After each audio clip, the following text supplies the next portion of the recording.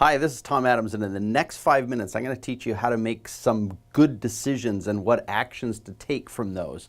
And the real reason for doing this is to help you decide what to do in a particular moment.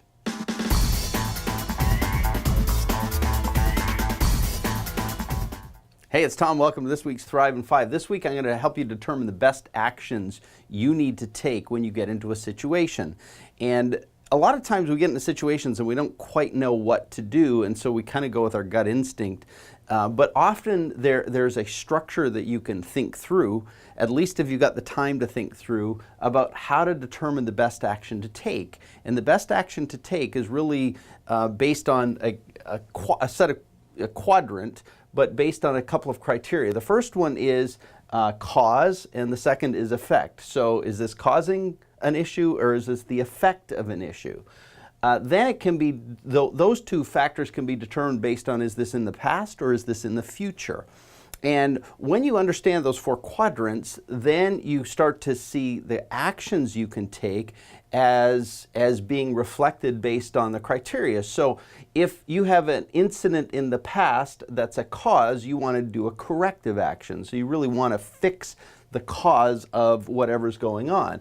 If it's in the past but it's an effect, it's a result, then you actually want to deal with the issue and you want to fix the issue.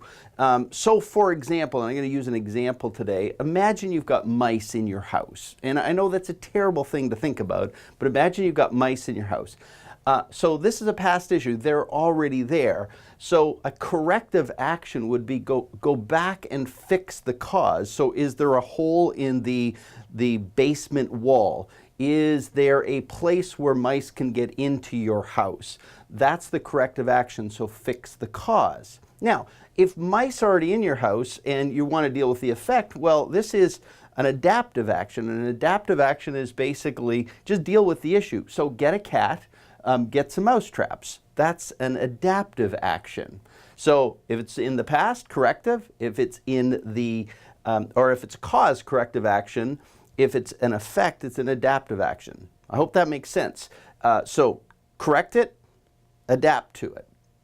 Now, if you go into the future, you're now dealing with two different criteria. So if it's a cause in the future, you want to prevent something from happening. So the action you take is preventative. So you want to keep it from happening. You want to keep the mice out of your house. So the preventative action might be to establish outdoor traps or outdoor ways to keep mice from going near your house. So that's a preventative action. It might be buy outdoor cats that live around your house. You never feed them, but you just let them live outside your house, and that will prevent the mice from being around. And then the final one is, if it's a future issue and it's an effect, what happens if you really want a contingent action, and a contingent action mitigates the effects or the impact. So in the particular mouse case, it hasn't happened yet, but you're preparing for it to happen. So you might actually have a third-party service that you're ready to call to come in and remove the mice after they've arrived. And that's your contingent action. So depending on the situation you get into, the whole point is there's ways to think about an action that you're going to take in that situation. The interesting thing too with these is they can be sort of one-time actions or interim actions, or they can be permanent actions. Think about a problem that shows up in your world. If it's something that's already occurred, then you've got maybe a corrective action that is really the permanent solution, but the adaptive action is the temporary one. So you might have to band-aid the solution and then go back and fix the underlying reason for it.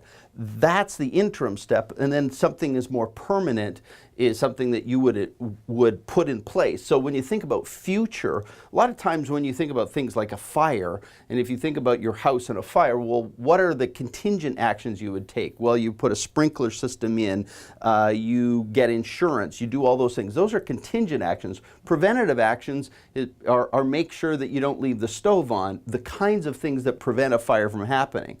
I hope this makes sense. Because when you get into situations where you're trying to make a decision on what action you should take, this little framework gives you a really great tool to think about it. This comes courtesy of Alan Weiss, who taught me this and has been really helpful to me as I think through situations. I hope it's helpful to you. And that's it for this week's Thrive in 5. We'll talk to you next time. See ya. Bye.